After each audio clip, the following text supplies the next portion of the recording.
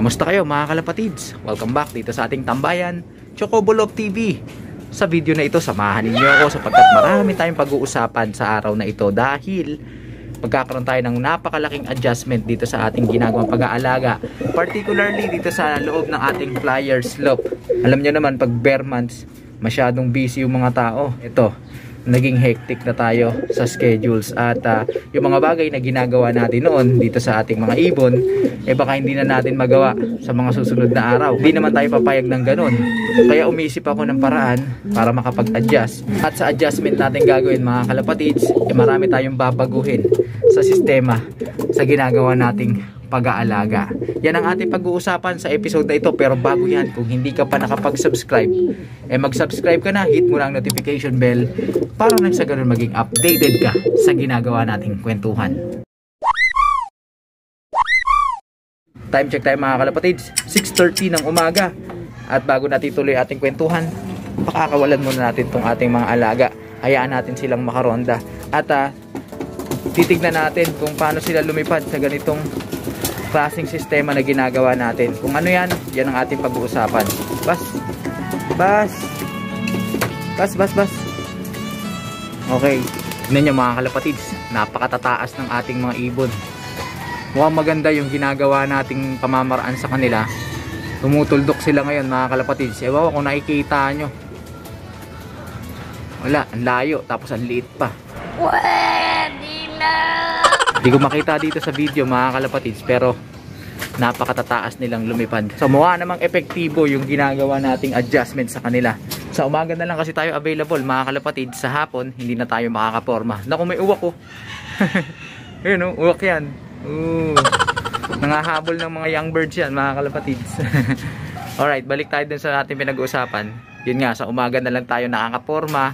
Pagdating ng hapon, hindi na tayo nakakauwi para kamustahin yung ating mga alaga.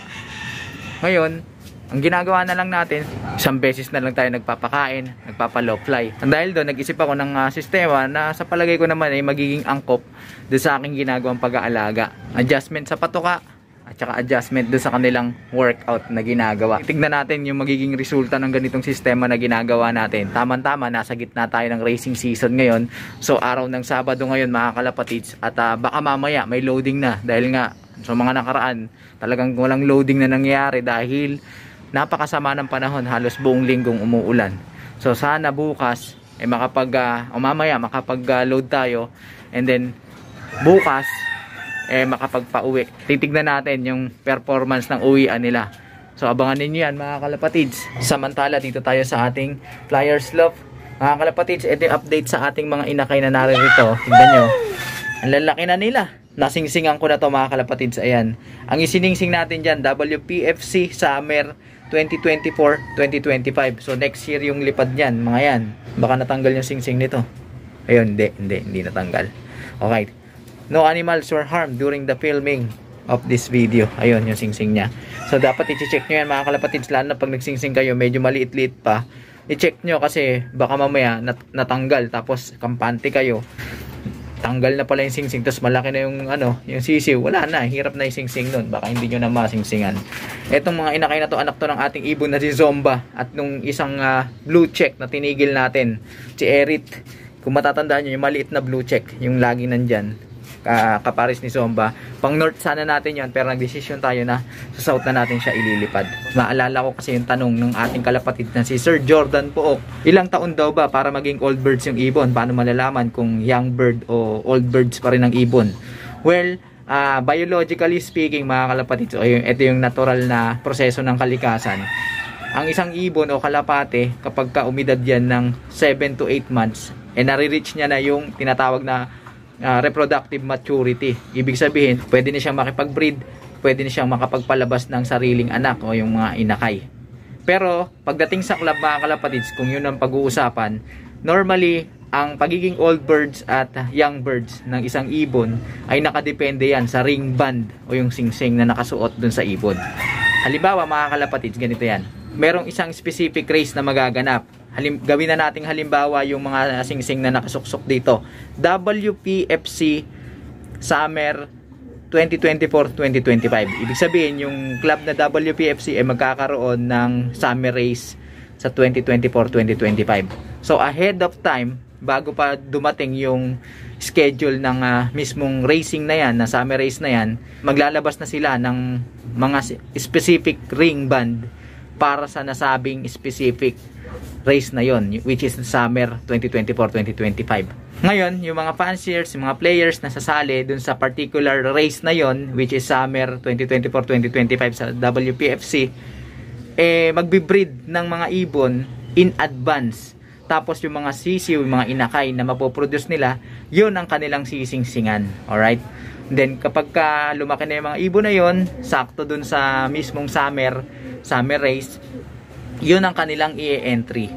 Now, kapag yung ibon ay nakasuot ng specific ring o yung particular ring dun sa race na liliparan niya, halimbawa, eto, naka WPFC summer, tapos maglilipad mismo siya dun sa nakalagay sa ring band niya, consider siya as young bird. Regardless kung ilang buwan siya. Halimbawa, napaaga yung pag-breed mo, minsan late ka na nakakuha ng singsing, tapos late ka na nakapag-breed. Basta na isuot mo sa ibon mo yung ring band na yon for particular race, ibig sabihin sa race na yon, kategorya young bird yung ibon na nililipad mo. Ngayon, halimbawa, meron kang ibang ibon, let's say 5 months, tapos isasali mo siya dun sa summer race na yon, pero iba yung ring niya, halimbawa iba yung club or commercial ring or basta ibang ring na hindi katulad nung specific or particular ring na in-issue para sa race na yon. Regardless of age, mga kalapatids na kanubi, consider yon as old birds, mga kalapatids. So ganun ang pagkakategorya. Bagamat merong nakalagay na year dun sa ring ng ibon, alam niyo naman na ma-manipulate naman yan, hindi naman totally accurate yan. Halimbawa, meron kang old ring na hindi ginagamit, let's say 2022, tapos may bago kang inakay, yun ang isinuksok mo. So hindi siya accurate. Kaya ang sukatan ng pagiging young bird category o old bird category nakabase dun sa singsing na suot ng ating mga alaga. So sana nasagot natin yung tanong at hindi nalito yung ating mga kalapatids.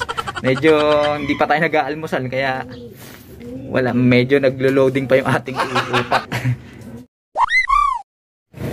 Yun pa rin yung ating mga ibon, mga kalapatids, wala pa rin babaan. Lupit. So mukhang okay yung ginagawa nating pamamaraan. Mas maganda yata to kaysa dun sa dati nating kinagawian. Pero tutuloy-tuloy lang natin. Pagka maganda yung resulta nito sa ating mga pauwian, mga kalapatids, babahagi ko sa inyo ito. I-share ko sa inyo kung ano yung ating mga ginagawa specifically. Samantala, dito tayo sa ating breeder section. Nakita nyo, mga kalapatids, ayun, dalawang ibon natin, paris na.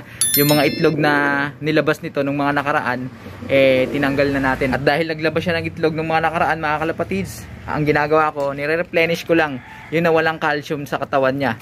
Yung subukan ko lang siya nito. At siyempre, hindi mawawala yung minerals, yung grits. Ayan. Tama-tama, mga kalapatid, sapagkat nag-update na sa atin yung ating kaibigan na si Sir Paul Ryan na taga Laguna. Ayan, anytime pwede na siyang dumaan dito sa atin dahil ibibigay niya sa atin yung singsing na gagamitin niya sa summer race dyan sa kanilang club sa Laguna. So magpapasuksok siya sa atin, mga kalapatids, at yung mga magiging anak nito, yun ang ating susuksukan at yun ang kanyang ilalaban sa susunod na liparan next year, summer race doon sa BBC Laguna. Tama, kondisyon na yan. So ano pang hinihintay natin? Pagparisin na natin yan, pagsasamahin na natin sila, silahin natin to. So tignan natin kung ano magaganap sa pagkakataong ito, mga kalapatids. Ayan, ibarakuhin mo na. Samantala, ayan pa rin, ayaw pa rin paawat yung ating mga ibon, sige pa rin sa paglipad. Ito muna tayo sa ating flyer slope. Ayun, kitang kita, mga kalapatids, huling huli sa akto yung ating dalawang ibon na ito. Ayan na, nagsubuan na. Sana makapagpalabas tayo ng malusog at malakas na ibon para hindi naman tayo mapahiya doon sa ating kaibigan. Hindi naghahalikan yan, mga kalapatids na kanubi, ha. Regurgitating ang tawag dyan. Ayan. Ayun. Alright. Oh my God! Wow! Diba, mga kalapatids?